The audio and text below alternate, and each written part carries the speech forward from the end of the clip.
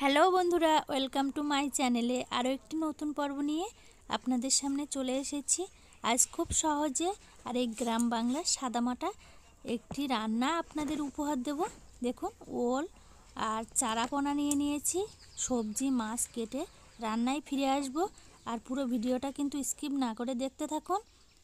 ওল কেটে নিয়েছি, মাছও কিন্তু কেটে পরিষ্কার করে ধুয়ে নিয়েছি। মাছে লবণ হলুদ মাখিয়ে মাছ ভেজে নেব। আর এই ওল আর এই চারাপোনার তরকারি খুব ভালো টেস্ট হয়। আজ কিন্তু খুব কম মশলা দিয়েই তরকারিটা বানাবো। আপনারা একবার এইভাবে ট্রাই করবেন, দেখবেন খুব ভালো লাগবে। কড়াই খুব ভালোভাবে গরম করে নিয়েছি, তেল দিয়ে দেব।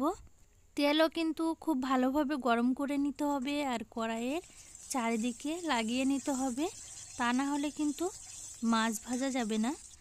এবার দেখুন, তেল খুব ভালোভাবে গরম করে নিয়েছি, পোনা মাছ দিয়ে দিয়েছি। এবার হালকা লাল করে কিন্তু মাছ ভেজে নেব। মাছ কিন্তু বেশি কড়া করে ভাজলে যে কোনো তরকারির টেস্ট নষ্ট হয়ে যায়, তার জন্য কিন্তু হালকা মাছটা ভেজে নিলে খুব ভালো টেস্ট হয় তরকারি।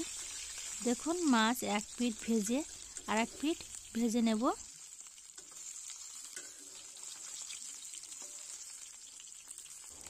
মিডিয়াম আঁচে রেখে কিন্তু হালকা লাল করে মাছ ভেজে নিয়েছি, আর এর থেকে বেশি ভাজবো না। মাছ প্রায় ভাজা কমপ্লিট হয়ে গেছে, এবার উঠিয়ে নেব।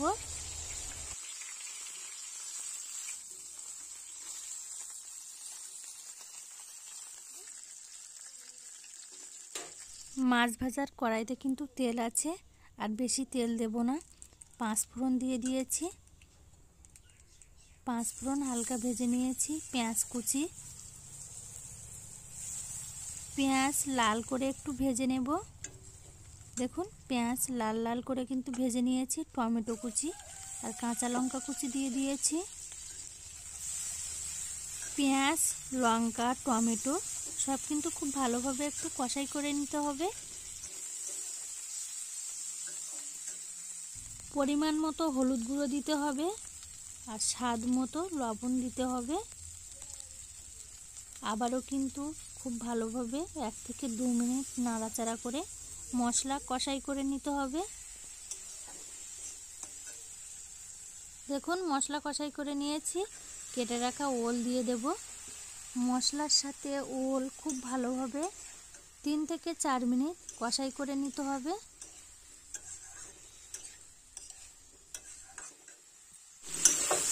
3 থেকে 4 মিনিট খুব ভালোভাবে নাড়াচাড়া করে কষাই করে নিয়েছি। দেশি ওল, তার জন্য কিন্তু কষাই করতে করতেই সেদ্ধ হয়ে যায়।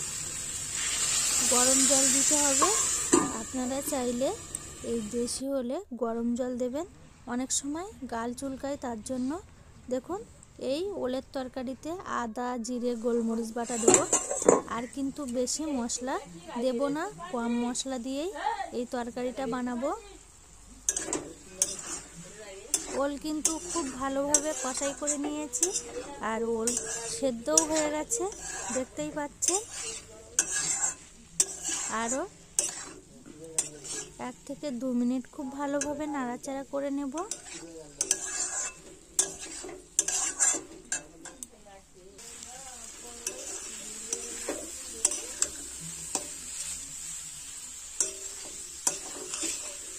এবার কিন্তু বেটে রাখা জিরে গোলমরিচ আদা দিয়ে দেব। আরও 1 থেকে 2 মিনিট খুব ভালোভাবে নাড়াচাড়া করে ওল কষাই করে নিতে হবে।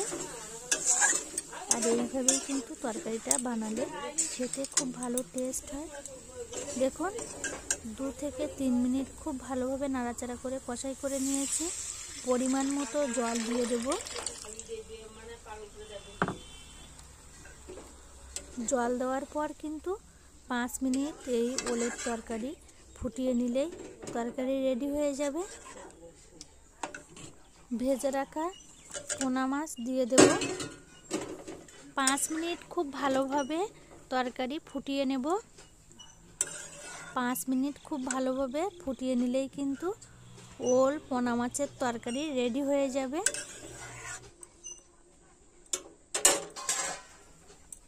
আপনারা দেখলেন খুব সহজে কম মশলাপাতি দিয়েই কিন্তু আজ তরকারিটা রান্না করলাম।